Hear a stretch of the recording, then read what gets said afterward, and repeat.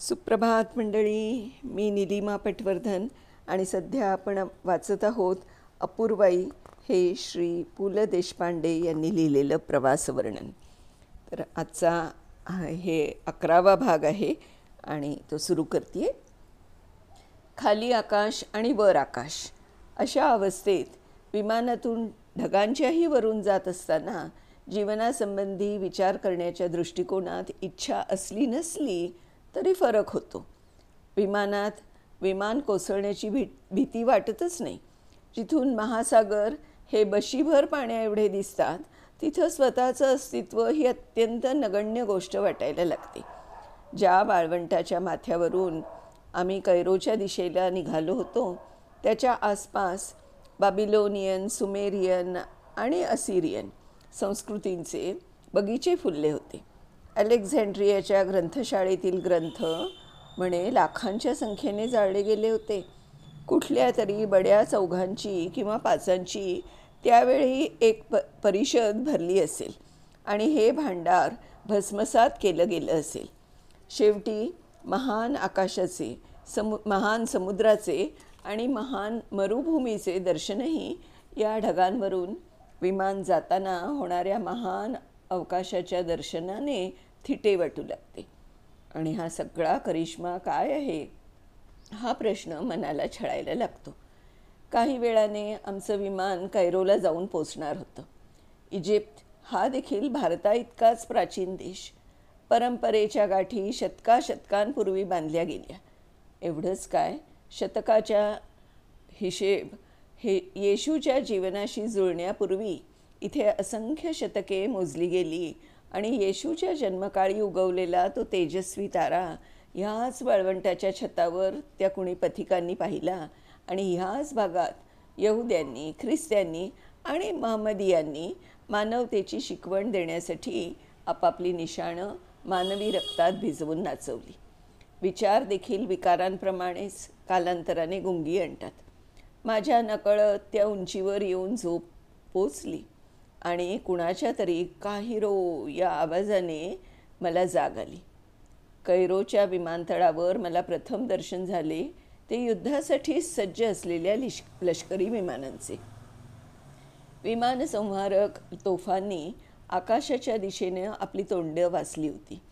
नव्या युद्धाचा छोटासा रंगपट इथेही मांडला होता. नाटकाला केव्हा आणि कोण सुरुवात करणार होतं तेही समरी विहरत असणारी माताच जाणे. देशोदेशींचे धैर्यधर रंगून तयार होते. धनी मी पती वरीन कशी अधना म्हणणाऱ्या भामिनीच्या एंट्रीचीच काय ती उणीव होती. इजिप्तमध्ये तुमचं हार्दिक स्वागत असो ही विमानतळावरची पाटी वाचल्यावर मला मनस्वी उकाड्यात गार पाण्याचा फवारा तोंडावर उडाल्यासारखं वाटलं. हे स्वागत कोणाही मानवाचे कुठेही का बरं होऊ नये? जोवर पासपोर्ट आणि व्हिसा नावाची माणसावर अविश्वास दाखवणारी शिक्कामोर्तबे जगात सरकारमान्य आहेत तोपर्यंत मानवतेची भाषा तरी कशाला? इजिप्तमध्ये तुमचं स्वागत असो. आमचं? आम्ही कोण, काय, काही ठाऊक नाही अशा सर्वांचं आमचं स्वागत असो. हीच पाटी सर्वत्र का जाऊ नये? विमान संहारक तोफांच्या पलीकडली ती सुंदर पाटी वाचताना मला या विचित्र मनुष्य स्वभावाची खरोखरच मौज वाटली. इजिप्तच्या विमानतळावरील त्या पाटीनं माझ्या मनात विचारांचा कल्लोळ उठवला. तिथल्या उपहारगृहातील परिचारिकांनी अत्यंत अदबीनं आमचं स्वागत केलं आणि उत्तम इजिप्शियन कॉफी दिली. मुंबईच्या विमानतळाच्या मानाने कैरोचा विमानतळ फारच लहान असावा. सभोवती नवीन बांधणी चालू होती. इजिप्तचा नवा इतिहास घडतो आहे. हा नवा राष्ट्रपुरुष कोणतं स्वरूप धारण करणार याकडे साऱ्यांचे डोळे लागले आहेत. कैरोच्या विमानतळावरील हॉटेलात बसलो असताना प्रथम मला इजिप्शियन नावाच्या मनुष्य प्राण्याचं दर्शन झालं. मुंबईत इजिप्शियन लोक असतील, परंतु हेच ते हे कळणं अशक्य आहे, कारण आपल्या आणि त्यांच्या दिसण्यात ठळक फरक काहीच नाही. बालपणी सक्तीनं शिकवलेल्या इतिहासापलीकडे म्हणजे पिरामिड, ममी आणि नाईल नदी यावरील 2 मार्कांच्या लायकीची टीप यावर इजिप्तविषयीचं माझं अज्ञान वाळवंटा इतकं अगाध होतं. क्लिओपात्रा, जनरल नजीब आणि आता नासर या परते दुसरे कुणीही इथे राहत असल्याचं ज्ञान नाही. इथला प्राथमिक शाळा मास्तर, वकील आणि मामलेदार कसा दिसतो ते ठाऊक नाही. इथल्या हॉटेलात गरम काय मिळतं याचा पत्ता नाही.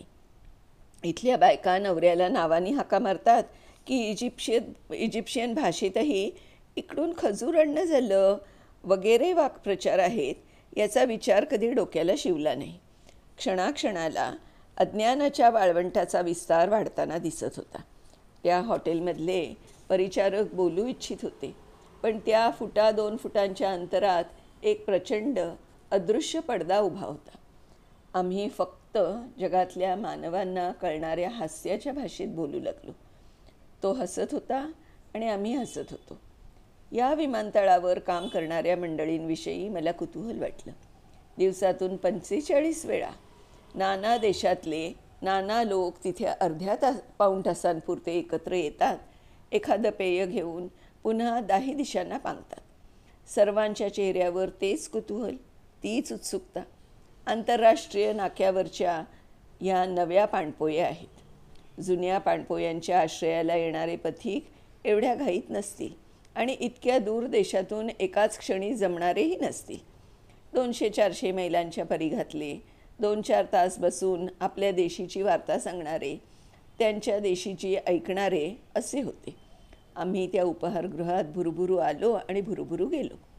विविध पोशाखातला, विविध वर्णांचा आणि चेहरेपट्ट्यांचा हा थवा त्या उपहारगृहातून एखाद्या चित्रपटासारखा सरकत असतो.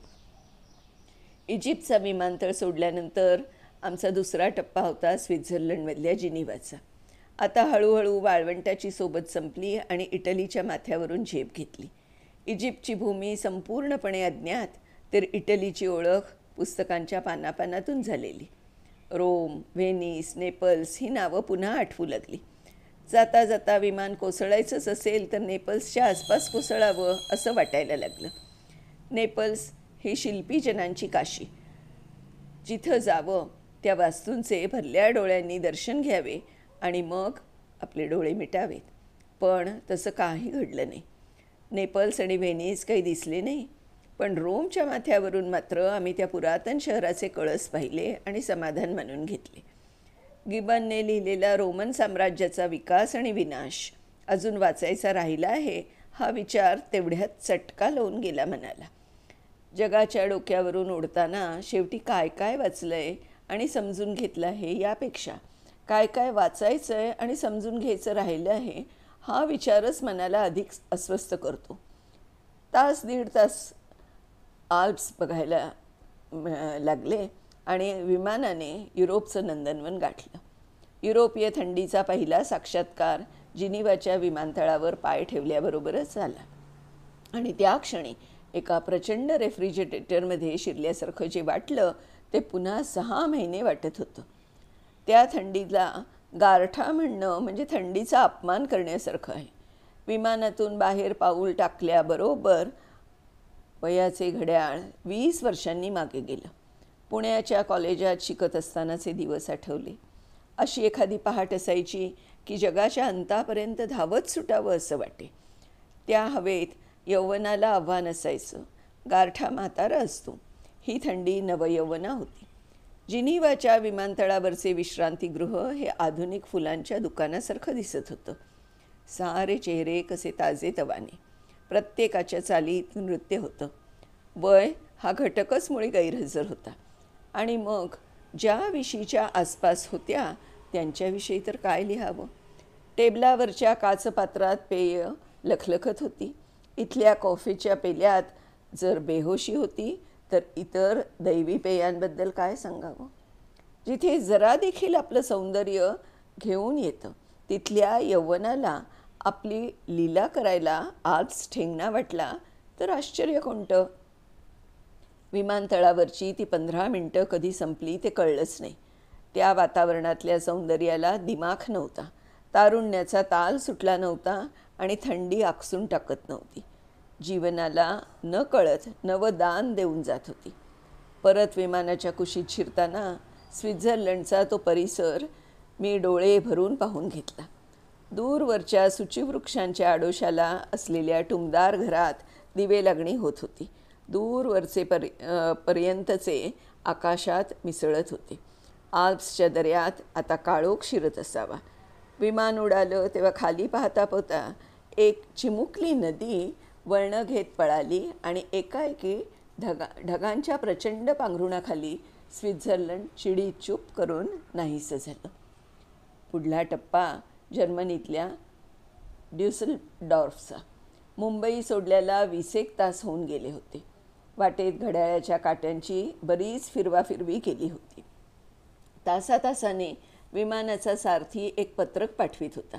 त्यात किती हजार फुटांवरून विमान चाललं आहे, वारा सुखानं वाहतो आहे की नाही, घड्याळात अमुक इतके वाजवा असे इशारे असत.